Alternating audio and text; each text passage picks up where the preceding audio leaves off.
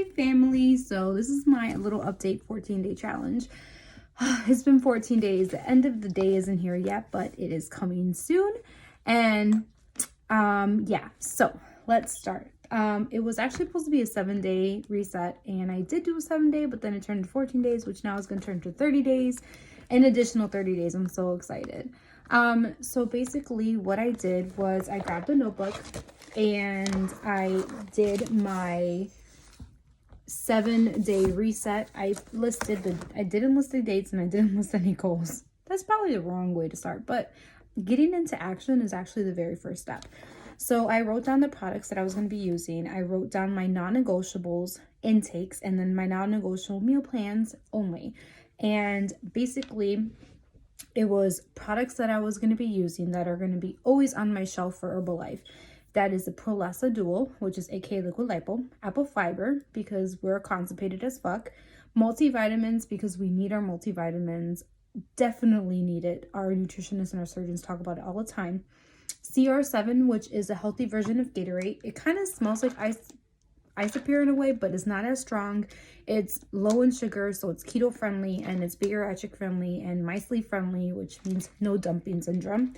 Aloe, which helps with digestive, and my meal replacements. So those are my products that were non-negotiable. I have non-negotiable intakes, which is 61 ounces of water, no candy, no sugar, 62 grams of protein minimum, and no fast food. My non-negotiable meal plans was my 2 Herbalife meal replacements a day, 1 Herbalife tea, CR7 with 2 scoops, not just 1, and 1 scoop of Prolessa. So I tracked the way that I did it every single day. I did it a little bit differently. Basically labeled the day, put my start weight, which was at 198. I did a little motivational quote, which I was incorporating my winning in the morning to it. I listed breakfast, lunch, and dinner. I listed my vitamins, my waters, my non-negotiable products, and reflection at the end of the day. And I broke down breakfast with snack, lunch with snack, and dinner. And I just basically stuck to breakfast, lunch, my shakes, my meal replacements, because I'm moving and grooving. I'm at work, and it's just easier to do it that way for me. I had my dinner, which consisted of 14 days of vegan food. It wasn't by choice or by wanting to. It was actually just coincidental. I found a great sale. I love these products of Gardein, I think it's called, or something like that, vegan food. I'm looking to stay with the basics, which is 30-30 and low carb, high protein. And a lot of vegan food, believe it or not, is low carb, high protein. So I decided just to buy a crap load of that, and I stuck with it, and it just actually worked for me. And I actually didn't get tired. So every day I would mark off my vitamins for breakfast, lunch, and dinner. That was my multivitamins. I marked down my water intake. I marked down my non-negotiable products for Herbalife. I did that, wrote down my breakfast. So it's kind of like a food log that I did. I did the day, my quote. I wrote down everything. And my most important was my reflection. And my reflection was honestly me being as brutally honest as possible with myself. That was literally mental hunger was day 1. That was something I talked about. Talking about how I improved from day 1, and time management. So being bariatric, they tell us what part of the basics is 30-30.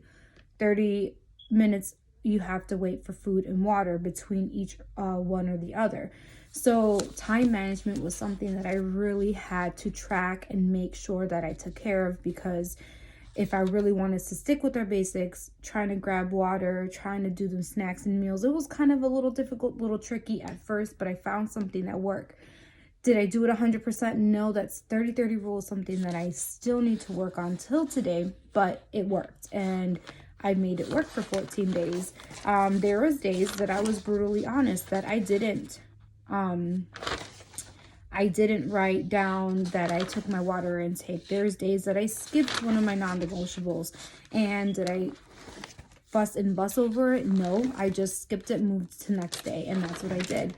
And there was days that I actually realized that I thought my work weeks was going to be really hard, but what came down to it, my weekends are kind of planned out, but not really planned out to the T. So it was hard for me, I didn't realize that the weekends are the times that I need the most structure.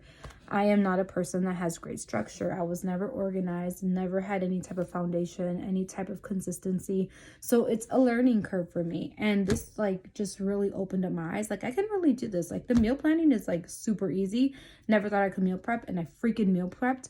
And it's just crazy. So yes, definitely excited. And here's my little statement and my little follow-up of my 14-day reset.